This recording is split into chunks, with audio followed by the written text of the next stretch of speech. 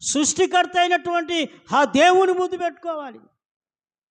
పరిశుద్ధ గ్రంథంలో మనం చూస్తే ఒక పాపాత్మురాలైన స్త్రీ యేసయ్య ఒక ఇంట్లో ఉన్నారని తెలుసుకొని వచ్చి, వెనకాల నుంచి వచ్చి ఆయన పాదముల కాడ కూర్చొని కన్నీళ్లతో ఆమె ఏడుస్తూ పశ్చాత్తాపడుతూ, పాపము నిమిత్తమై పశ్చాత్తాపడుతూ కలనీళ్లతో ఆయన పాదాలు కడిగింది, తల వెంట్రుకలతో తుడిచింది, ముద్దు పెట్టుకుంది, అత్తరు పూసింది.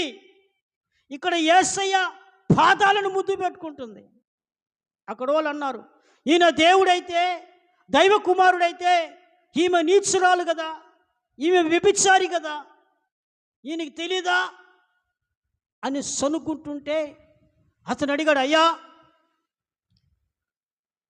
నీ ఇంటికి నన్ను పిలిచావు, కాళ్ళు కడుక్కోవడానికి కనీసం నీళ్ళు ఇవ్వలేదు.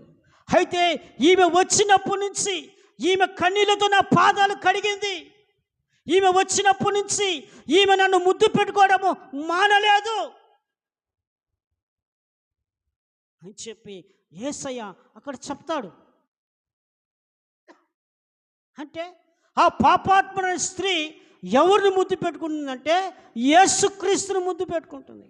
ఆ పాపాత్మైన స్త్రీ దేవుని యొక్క కుమారుని ముద్దు పెట్టుకుంటుంది. ఆ పాపాత్మైన స్త్రీ యేసుక్రీస్తు ఆ లోక రక్షకుడు పాదాలు ముద్దు పెట్టుకుంటా ఉంది.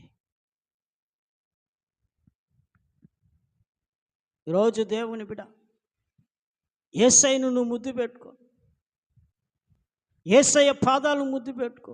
అనగా నీవు చేసిన పాపం నిమిత్తం పశ్చాత్తాపడు. విరిగి నలిగిన మనస్సును ఆయన నిర్లక్ష్యం చేయడు. ఈరోజు నువ్వు ముద్దు పెట్టుకోవాల్సింది యేసయ్యను.